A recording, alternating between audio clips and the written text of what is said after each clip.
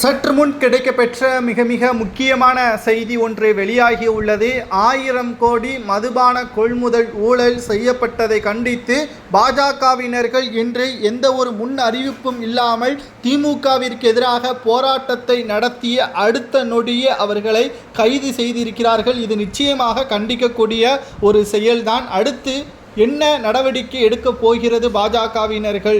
இந்த மதுபான கொள்முதல் வழக்கில் செந்தில் பாலாஜி மட்டுமல்ல, செந்தில் பாலாஜி சிறையில் இருந்த பொழுது அந்த துறையில் கவனித்து வந்த முத்துச்சாமி அமைச்சராக இருக்கக்கூடியவரும், உதயநிதி ஸ்டாலின் அவர்கள் தற்பொழுது துணை முதல்வராக பொறுப்பேற்றிருக்கின்ற உதயநிதி ஸ்டாலின் அவர்களுக்கும் தொடர்பு இருக்கிறது.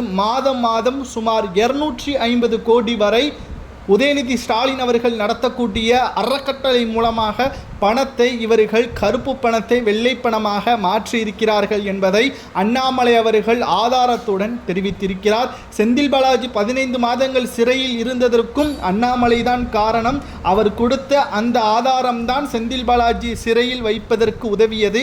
அதேபோல்தான் தற்பொழுது மிகப்பெரிய ஒரு ஆதாரத்தை கூண்டோடு திமுகவின் அமைச்சர்கள் சிறைக்கு செல்வதற்கான ஏற்பாடுகளை அண்ணாமலை அவர்கள் செய்திருக்கிறார். இது பாஜகவிற்கு ஆதரவான வீடியோ முதலில் கிடையாது. ஏனென்றால் தவறு செய்பவர்கள் திமுகவினர்கள், திமுகவின் அமைச்சர்கள் அதனை மறைப்பதற்கு மும்மொழி கொள்கையை எதிர்ப்பதாக கூறி தமிழக பட்ஜெட்டில் என்பதை பயன்படுத்தி மக்களை தனது பக்கம் வர வைக்க வேண்டும்.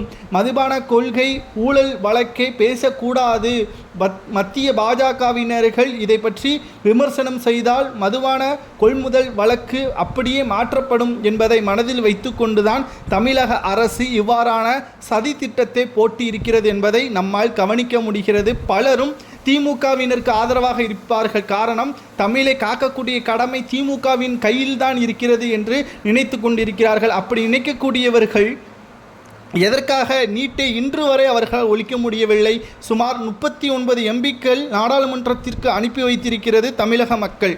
ஆனால் அங்கு பாதி விலையில் கிடைக்கக்கூடிய போண்டா பஜ்ஜிகளை சாப்பிட்டுவிட்டு அரட்டி அடிக்கிறார்கள். உதயநிதி வாழ்க, கருணாநிதி குடும்பம் வாழ்க என்று பதவி பிரமாணத்தின் பொழுது பேசுகிறார்களே தவிர ஓட்டுப்பட்ட மக்களை பற்றி ஒரு வார்த்தை கூட பதவி பிரமாணத்தின் பொழுது பேசாதது ஏன் என்ற கேள்வியையும் நாம் இங்கு முன்வைக்கிறோம்.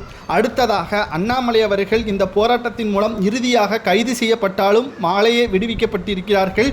அடுத்து உதயநிதி, அமைச்சர் செந்தில் பாலாஜி, அமைச்சர் முத்துச்சாமி, இன்னும் மதுபான டாஸ்மாக் உயர் அதிகாரிகள் உட்பட 24 நபர்களும் சிறைக்கு செல்வார்கள் என்பதை உறுதியளித்திருக்கிறார். இவர்களுக்கு என்ன தண்டனை வழங்கலாம் என்பதை கமெண்ட் வாயிலாக கூறுங்கள்.